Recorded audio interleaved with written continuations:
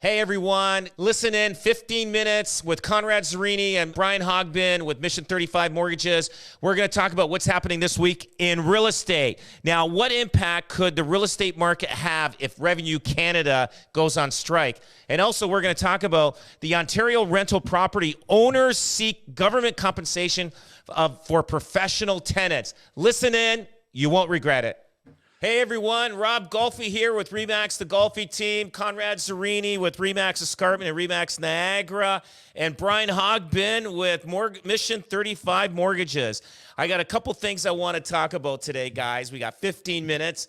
So what impact could the real estate market have if Revenue Canada goes on strike? So now these guys, if they go on strike, it could have, like the implications with tax returns. Now, Brian, this is in your field here. Yep. The NOAs, let's say, they file tax returns. You want 2022 tax returns if they're buying a house in the next 3-4 months from now. Am I correct? Yeah, 3-4 months from now, we want it, right? But right now, if somebody's getting it up until the end of April, because the tax deadline's May 1st, we want to end up seeing, they're still looking at 2021 right now, because you don't have to have 2022 done. So we can still use a T4, we can use a year-to-date pay stub, we can use that kind of stuff.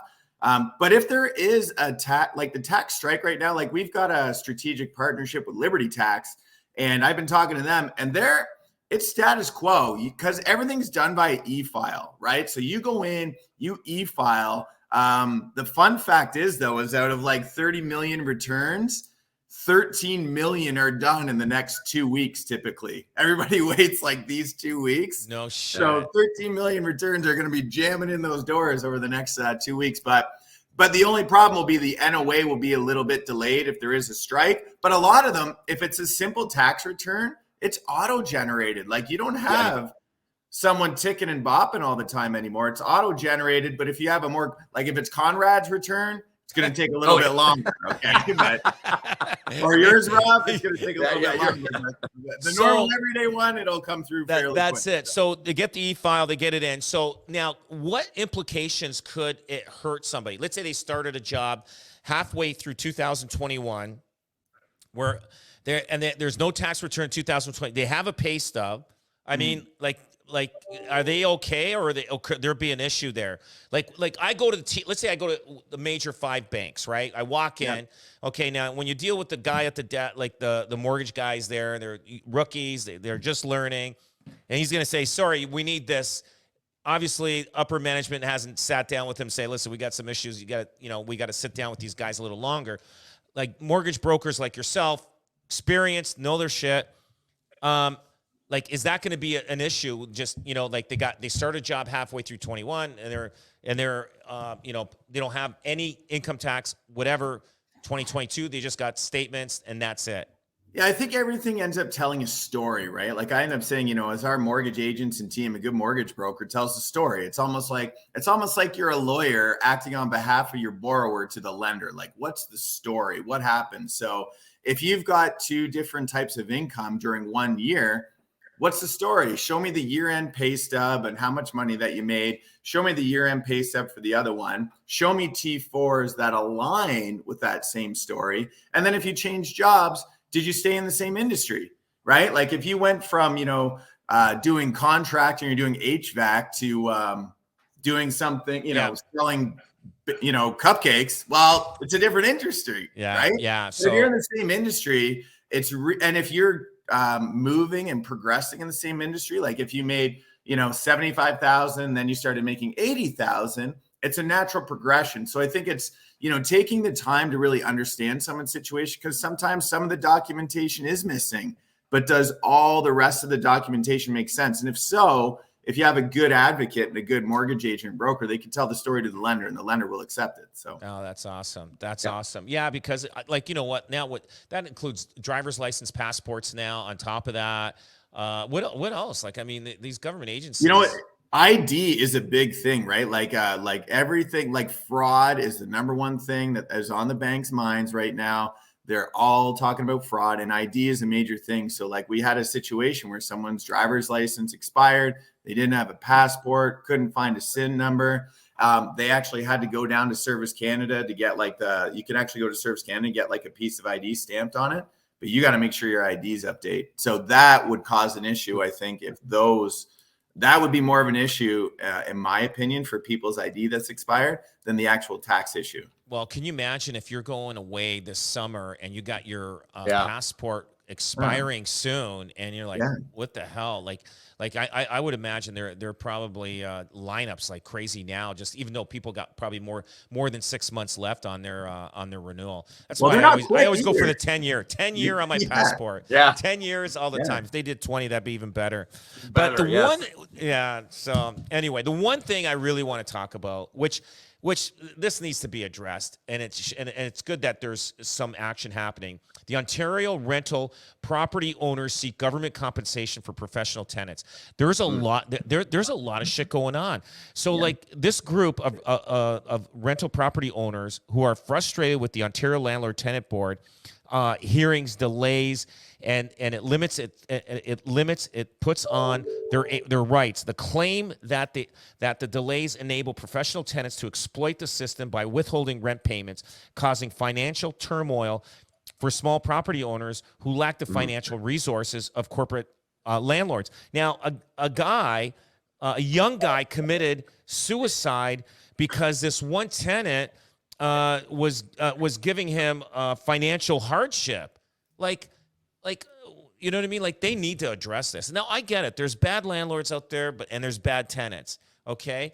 But why should we let a person live in your investment property and cause that like havoc, and it can cause like tens of thousands of loss, and the government's allowing this? Like, I don't know. Like, the biggest problem I find on this too is the time between filing your application for a hearing and the time in actually getting a hearing. It's despicable, right? Like if I've got a non-payment, I understand, like you say, there's bad landlords and bad tenants, but why do I have to wait 6 or 7 months? Yeah. Like 7 months to get in front of someone for a judge to say, oh yeah, he didn't pay you. Oh, he didn't even show up for the hearing. Okay. It's like I had to wait 7 months. So, and that's like something at 9. Yeah. It's a 93. And you know what they brag about? Well, like it's 93% you get your money or something like that, or 95% of the time you get your money. But who cares when you got to wait 8 months? I know. Unbelievable. There should be some sort of expedite, because to Conrad's point, there 95% time you don't get your money is because the professional tenant who knows he's wrong doesn't even show up for the freaking hearing. He's he just got an extra 6-7 months. So it's like, and that's what they're showing. They're showing these numbers. Yeah. But the thing is, you get your money, like the system works, right? But is it really working? It's coming on the heels. I don't know if you guys have been following it lately, but rents are up significantly. Hamilton up 19% in 1 year, and Toronto month over month 2.3% month over month. Now it's $3,000 a month in Toronto for a 1-bedroom, $1,900 a month for one in Hamilton. So this is on the heels of all that kind of more capital, or more like rentals getting much higher.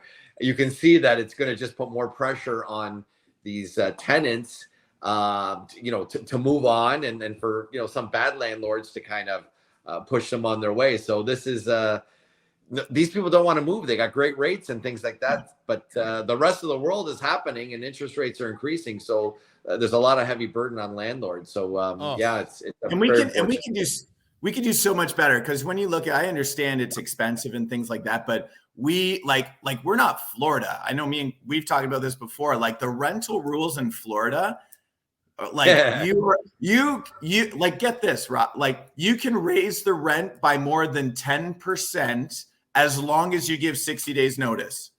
There you go. So I could raise the rent by 30%, but I'll give you 90 days. It's going up by. So I'm like, when I look at our rules here, I'm like, I'm not saying we go that extreme, but there's definitely a middle ground. There's a lot in the middle where we could do better for both parties. Oh, okay. Now, doesn't BC have a better system than we do? Like if you're not paying the rent, you go to, you're in court right away, and boom, and you're out. I think their system. My understanding is they got a better system than we do, and it's just insane. And well, look at it. Look what happened. You know what? Now we know why rents are high. And Conrad, you know this because you develop like when they introduced this landlord tenant like rent control, they stopped building apartments. So we had 40 years since what was the last one that was built? 40 years ago? 70s. 70s. So it's 50 years. 50 years. Yeah, 50 years. So now we went 50 years without building any new apartment buildings. And now we are choked so much. Now the government's saying, holy shit. So they lifted the rental control, say, okay, you guys can build. There's no rent control. If you want to raise it 10% a year, you can. Am I correct? Is that how it is now as of November? November 18. Of 2018? Yeah. Yeah. So, and now you're seeing apartment buildings going up again. Yeah. Totally. But we're a little late on that. The government was a little late on that. Like they should have done this 10 years ago, and it would have been a lot easier on the rents for people. But now, you know what? The crisis for apartments is like, when they talk about 150,000 units, to be built, over so many years, like in apartments, if I heard the number, like in 3 years, we will see the vacancy rates won't even exist. And we'll have a huge crisis on our hands. We got to be building units, apartment buildings. So they have to relax that. And you know what? The other thing too is all that funding. It's near and dear to my heart because I'm doing CMHC funding, and you're always waiting for these guys, and they're waiting, and you're next in line, and like you're from January you're gonna get your first draw to February, March, April. It's not easy, right? It's not easy. They make it difficult, and it's just crazy. I just don't get it. The municipalities, they are making it tougher. Everybody's just making it tougher. Now they're increasing. What do you call those development charges north of Toronto? They're doubling them. Like I thought the Ford government wants more housing built. Now municipalities are charging more. It's just insane. Like there's a lot of stories like this. I mean, I like what I like the old days when you walk in and they say you grab them by the shirt and say pay the rent.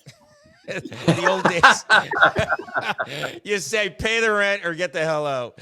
But anyway, but that's the what I mean. Like, but the waiting 6 months to a year to get a hearing is not good. And tell me if I'm right or wrong on this. Now I've been pretty lucky. I've had some bad tenants years ago. Right now, I've been pretty good.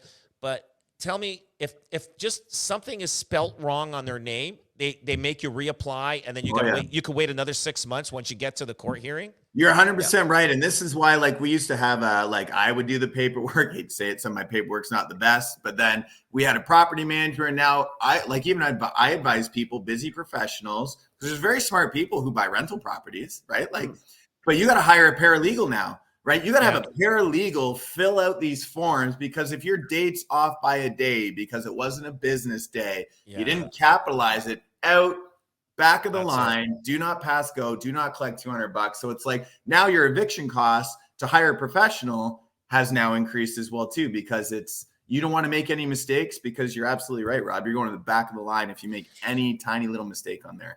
And this, I just got a few seconds here, but this prevents the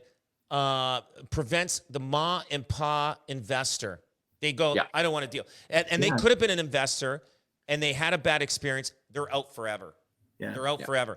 What? So anyway, which is counterintuitive to this whole thing, because that's the whole idea of building these condos and people buying them to be able to rent allowed mom and pa to get into it, right? Quite easily, because they didn't build massive buildings. They said, let's go ahead, build condos and let mom and pop buy them and then rent them.